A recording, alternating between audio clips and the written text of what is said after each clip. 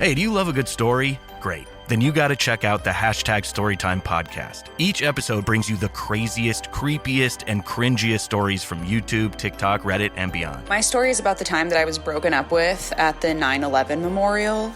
Twice. Look, the internet is a dumpster full of stories, and I, your host, Will McFadden, dive in headfirst, sift through the flaming trash, and bring you nothing but treasures. Listen to all 21 episodes of #Storytime now on the iHeartRadio app, Apple Podcasts, or wherever you get your podcasts.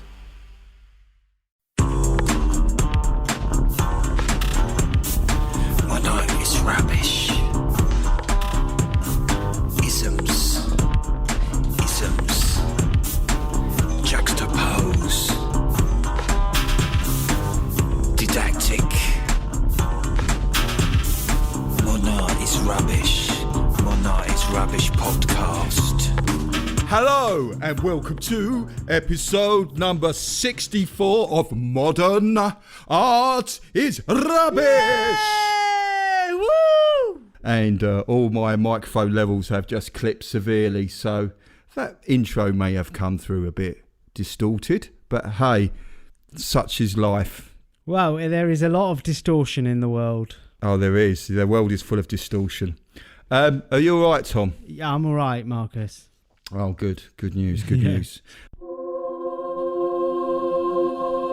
So, today I've picked a few arty news things that I've come across, such as someone getting sued, a bit of eco-branding talk, and a couple of things relating to statues getting damaged, and a rather expensive face mask. And also, at the end, I do believe it's time for a new single, Tom. It's been a long time, hasn't it? Yeah, it has. It seems like a long time, but it's not really, is it? Not in like the scheme of things with the Big Bang and Ground Zero, whatever. Point zero, yeah. Point zero, not Ground Zero. Let's not get that mixed up again. Yeah, so if you listen to the end of the show, there'll be another Tom exclusive. Yeah! I don't know why I'm yaring, but yay! I don't know why I'm all excited, but why is there excitement in the air, Tom? Is it because of all the news, the art news we're about to impart? Well, I'm not sure what the art news is yet, so I'm feeling energised. Do you know what it is? It's because actually, just before we start, I've been watching Marie Kondo on Netflix, and she's like a Japanese tidying guru. She goes to people's houses and sort of communicates with the objects, and you have to look at what objects bring you joy, and then you have to decide if you want to keep them or get rid of them. Is your flat feeling happier? There's a lot more books that fill me with joy, and some of the other books are in a pile ready to go, although that I have expressed my gratitude to them as per Marie Kondo. Nice. Most of the rule seems to be if it's not self-help or it's not an art book, it goes in the pile, really. If you're not on the list, you're not coming in.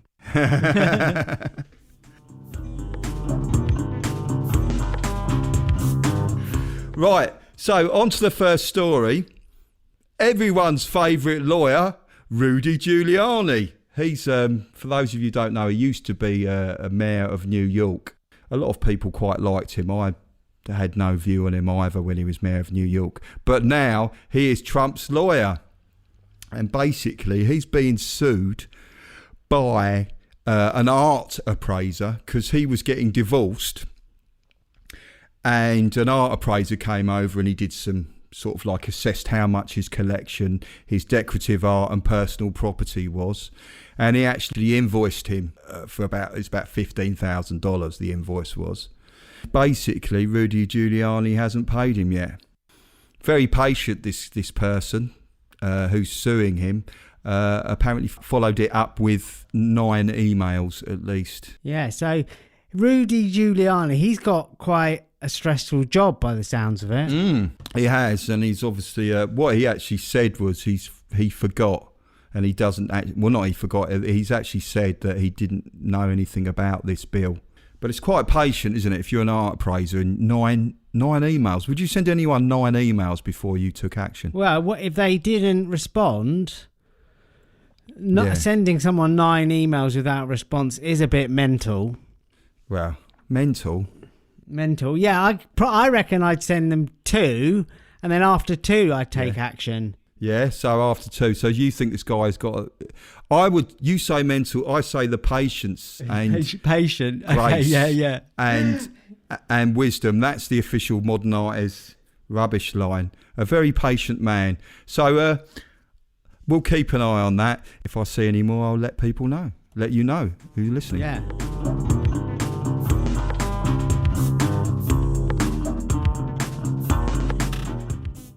Right. On to the next story. Really interesting, actually, because I was looking at this and I thought, it's not really a news item, but it's about a company called Eco Branding.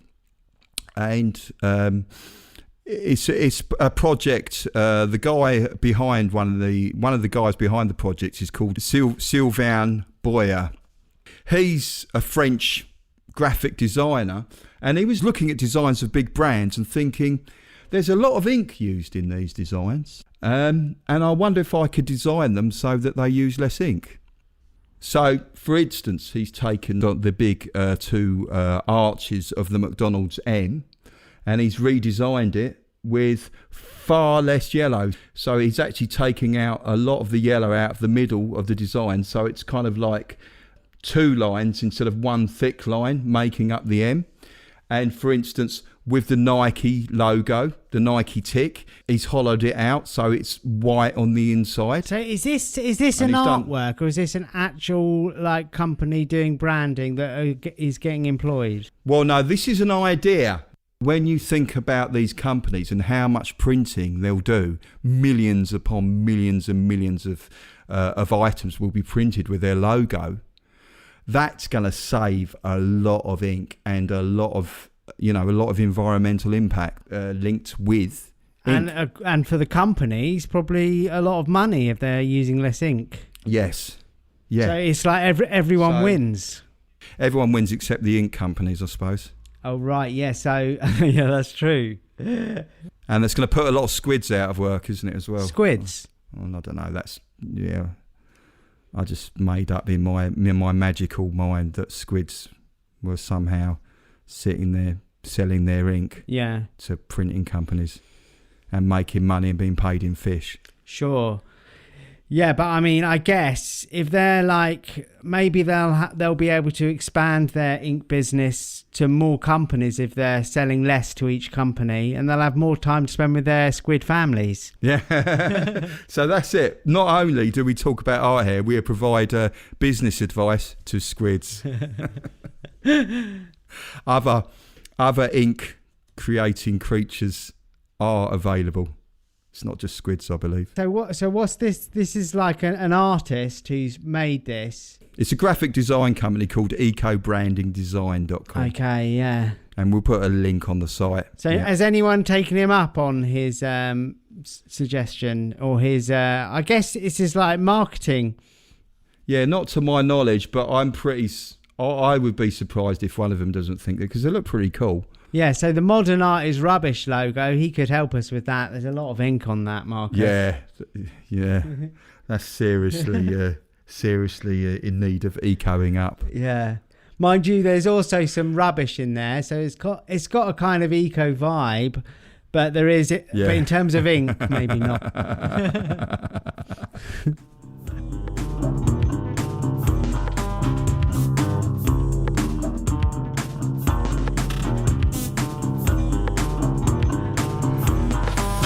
Right, Tom, we always like a bit of vandalism and a bit of damage, don't we, on this show? No, we don't really. We talk about it. We don't like it. No, we do like it. It gives us stuff to talk about. Yes, we do. We love it. We love it. Right. So you've watched the video as well. So what's happened recently is an Austrian man was caught. He was in a gallery in Florence in Italy, and he saw a reclining statue. And of course, what do you do when you see a reclining sculpture? You recline on it for a selfie, don't you? So this guy was actually filmed reclining on a statue, and as a result, he snapped one of the toes off the statue. What an absolute twat. Well, the other thing as well is he actually appears in the video, which we'll put a link to. He appears in the video to have seen the damage he's caused and then just walks out of the gallery without actually telling anyone. All right, yeah, so he's going to get sued, isn't he? Or they're planning to sue him, or they are suing him, because he got caught on camera, and it's been turned into a viral video with some comedy music. Yeah, and the comedy music is, that's it, that seals your fate. Yeah. And the thing is, thankfully, because of COVID, and now this is the only time I'll probably ever say thankfully because of COVID, he had to sign in a form for the track and trace, giving his name and address when you go in the museum. Oh, right, so they know exactly who he is. So they've actually contacted him, and he basically said he was so sorry about it. And that at the moment we don't know if he's going to sue or not. Oh, right, okay, yeah, sure. So it was suggested that they were going to sue him, but maybe they'll let him off and say, well, you're sorry. No, it's fine. Don't worry. We'll fix it. Well, Tom, you might be surprised to hear that this has actually happened before. Oh, well, not with the same visitor. No, not with the same visitor, but someone going in and breaking part of a statue. It's quite interesting because I remember one from 2013. It was an American tourist, and apparently he was comparing his hand to the actual statue, and this was done by a Florentine called Giovanni D'Ambrosio. He was comparing his hand to it when it accidentally snapped off, this statue. The statue's hand. Yeah, no, the finger of the statue actually, it snapped off. So he was manhandling it, I presume, rather than just holding his hand up against it like a hand twin. Well, this is the thing, I don't know, but the ironic thing was, because I never found a follow-up to this story, but apparently he was an emergency surgeon at a hospital. Oh, so like, is that indicating he might have been wanting to take the hand for part of his surgery work? What you're talking about, someone's going to wake up with like a marble finger on. Well, you know, if he's... Instead of a real finger. If he's rebuilding someone's hand, it could come in useful, I suppose. Maybe just to work from. Oh, that's what a finger looks like.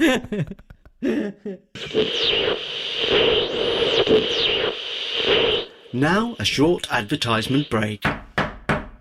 So, prosecution, do you have any further things to add? Yes, I would like to add, Your Honour, that because this guy, through his actions, he has caused damage to this totally unique turtle art print, and therefore we feel that it is correct that he pays the full cost of any repairs. Objection, Your Honour, objection. Please, what is your objection? You can download the art print from the Modern Art is Rubbish website. Look, here. Let me have a look. modernartisrubbish.com. Download a free high-definition... You're right! So this whole court case is a total waste of time. You could have just gone to modernartisrubbish.com and downloaded another high-definition copy. Away! This court is dismissed! So just head over to modernartisrubbish.com and subscribe to our email list to get your free artwork and to be updated on the latest Modern Art is Rubbish news. On to the final story. So masks.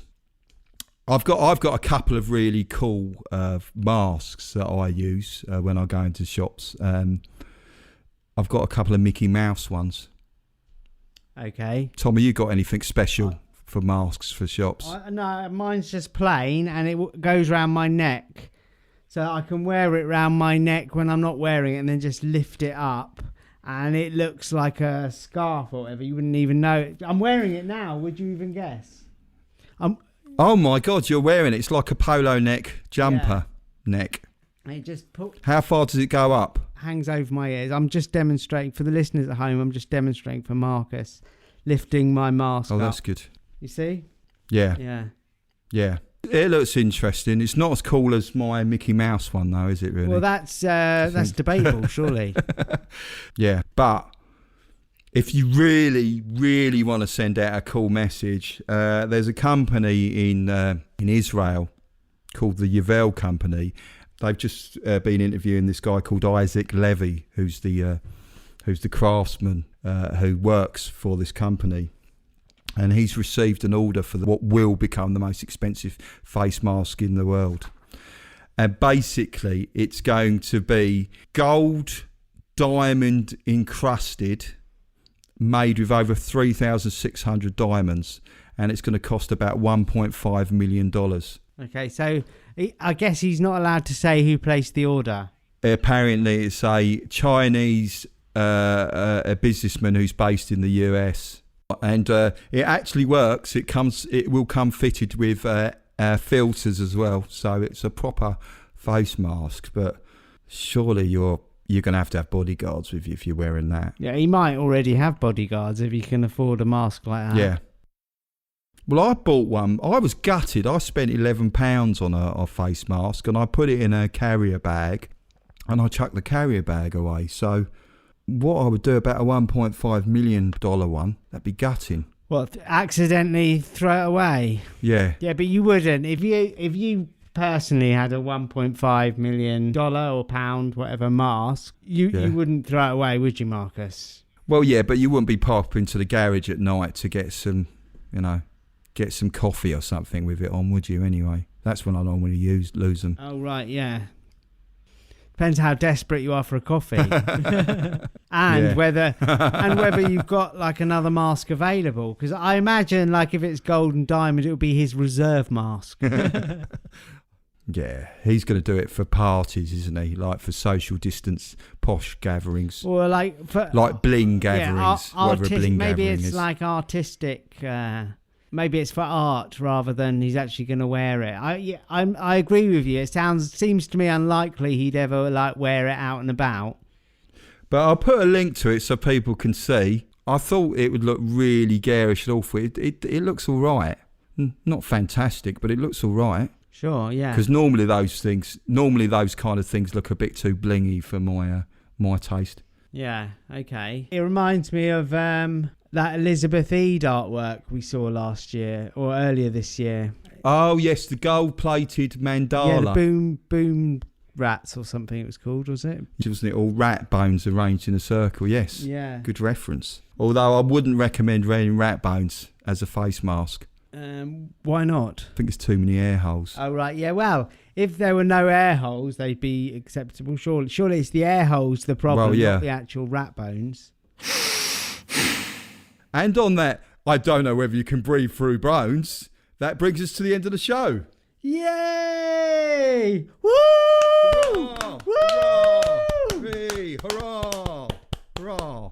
Just for you, those of you listening, please remember to follow us on all our social media, Facebook, our Instagram.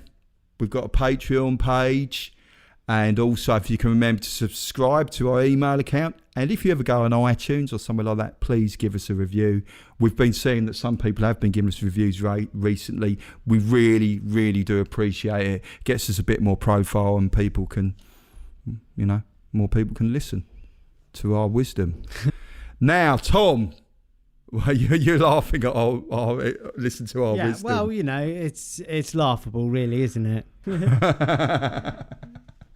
So, Tom, before we go, it's Tom Single time. So, Tom, what is your song and how can people listen to it and when is it coming out? And we're going to be playing it instead of the normal theme. The song is called Recording Sources and it's out on the 18th of September on Spotify and on other streaming services. If you want to check it out now, you can hear it on my SoundCloud, which is soundcloud.com/o-b-tom. Or on Friday, it's being released on Bandcamp. Please follow me on Spotify if you would like to keep up to date with all my music. And I've got a load of photos up there.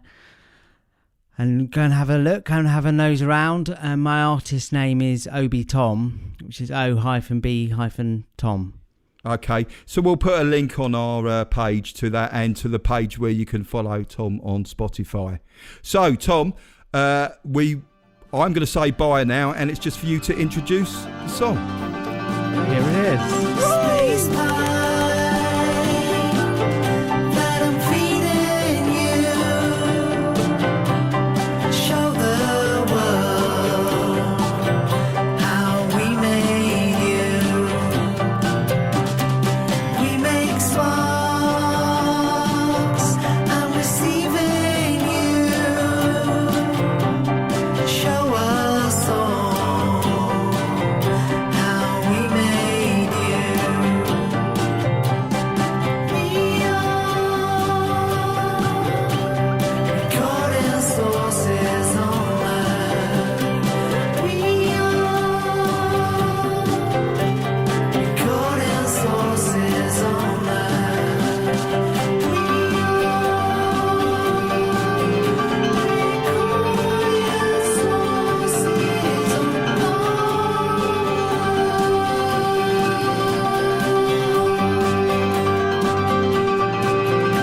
recording sources